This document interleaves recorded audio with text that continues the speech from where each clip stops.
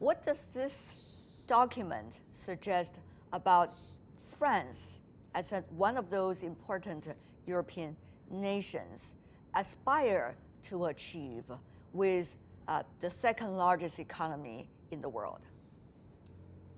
Well, France has always sought to play an important international role, both in itself during the period of General de Gaulle and then increasingly in its membership through the European Union. And France now, I think, under Macron, has the most experienced leader internationally in the EU. So it's quite natural that he should play this prominent role. And of course, many interests are very similar between what France wants to see and what the European Union wants to see. Right. I think specifically here, this document sets out a roadmap, if you like, after the years when there was no opportunity to meet.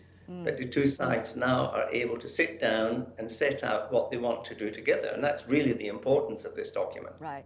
What is likely to be the future and how we plan for the future, those have to be concrete and specific. Tell me more about your thoughts between China and the EU, for example.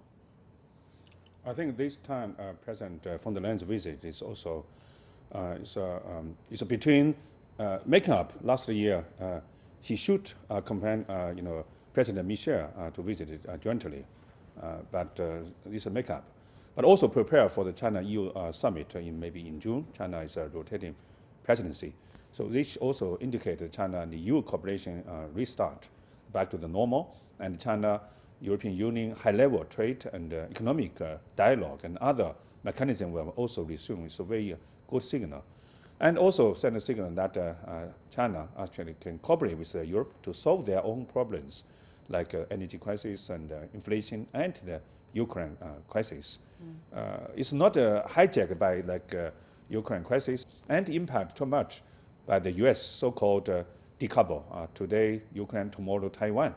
So they should have independent foreign policy with China. I think that's a very good result.